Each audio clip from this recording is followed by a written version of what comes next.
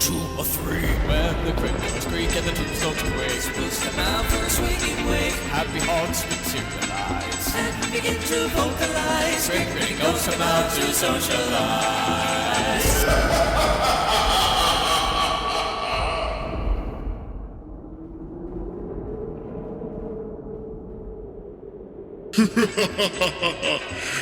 Welcome back to the Haunted Mansion Show. I am your host, your ghost host. What are you staring at? Bartholomew, don't you know it's not polite to stare?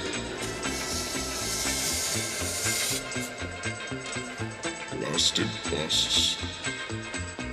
Anyway, tons of good Noose has been revealing itself since we last saw each other. So for the next couple of episodes, we will be focusing purely on those exact cadaverously intriguing topics. I shall be reading my following pieces of information. And then next week, the Hatbox Ghost will share his pieces of information. We have received all of this from Madame Leota's sympathetic vibrations last night. So kindly step closer towards the screen, because there's no turning back now. Let's get on with it, shall we?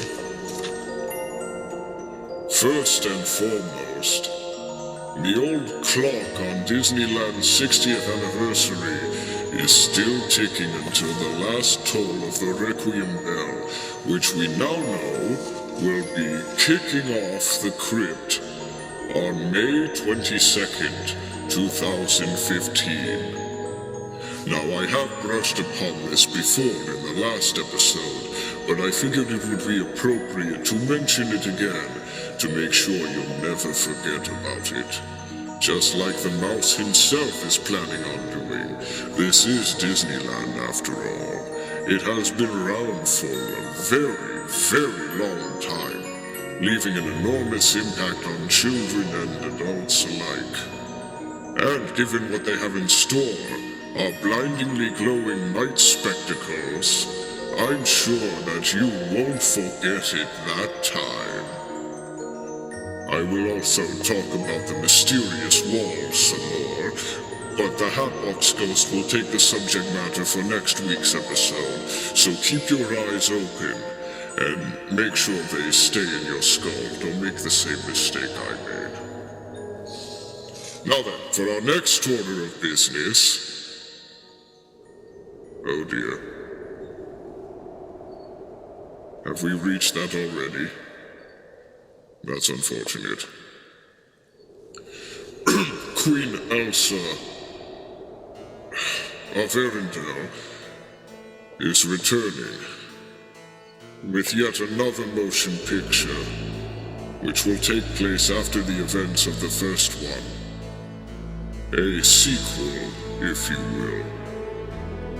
Mind you, this was announced yesterday, almost immediately after the creators of the film have stated, and I quote, "Until we find our way into what's next, emotionally, the story will feel too big."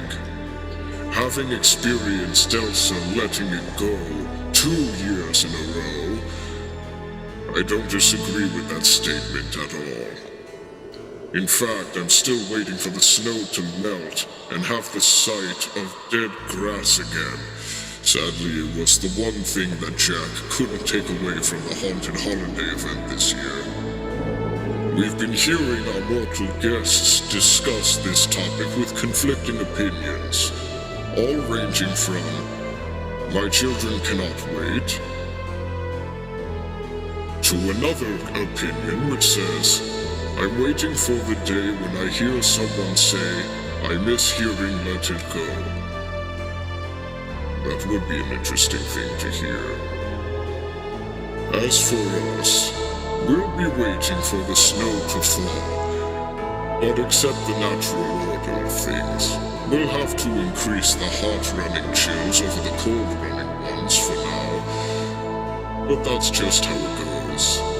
I suppose. Speaking of heart, a small fire decided to surprise guests who have attended the kingdom festivities about a few weeks ago. Even though the building may have received a few black spots here or there, thankfully no one was hurt. Did you think we'd be filled with joy if anyone was injured? How dare you! We're happy haunts, remember? If anyone should be happy, it should be Maleficent, which I'm sure was the cause of the incinerating incident, but don't quote me on that. Let us also add to the fact that the fire occurred in the small world section of Fantasyland. Now that I don't blame them on. After 60 years of the song playing over and over, someone has to grab a torch and a pitchfork just to show off. In other news, the Disney MGM Studios. What's that, Maynard? Oh, right. I do beg your pardon. Disney's Hollywood Studios is going to... Listen now. That's not it either? No. Oh, right. Well, it appears that this Disney kingdom is having a bit of an identity crisis. The studio, that's located in Orlando, Florida, is about to receive a third name. What is the third name, you ask? Well, sadly, they weren't that specific about it. I wonder... maybe they could somehow call it the Twilight Zone Studios. That would be an experience every good little boy and girl can enjoy. There is one more piece of news before we go. We've been listening to our guests recently talk about something peculiar, and that is that Cinderella, the Jungle Book, and Dumbo are being released to the screen. But I don't understand. They've been done before. From what we've been hearing and seeing,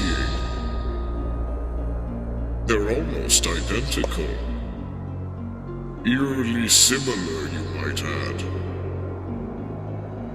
But the most interesting thing about the Dumbo movie is that it has received a director, and that director is none other than Tim Burton, who, as you know, was the producer of The Nightmare Before Christmas. Now, normally I would feel conflicted about this after his trip to Wonderland, but I'm excited to see a giant skeletal flying elephant across the sky. The screen needs that, and I would like to see something that appeals to us. So we'll have to see about that.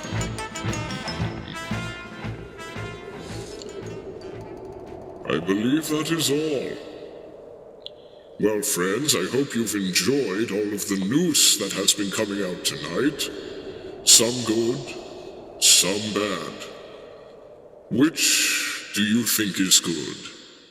And which do you think is so frightening and horrific that it shouldn't be even addressed in public? Be sure to leave something down below this internet nether region known as YouTube. I think they call them comments, but really you can just say them in public. Well, at any extent, be sure to leave something down there. I'm sure it will be interesting to hear. Our friend the Hatbox Ghost will return to give you more news that has been resurrecting itself, so keep your eyes peeled. But not too peeled. Again, don't do what I did. And I will see you all a little later.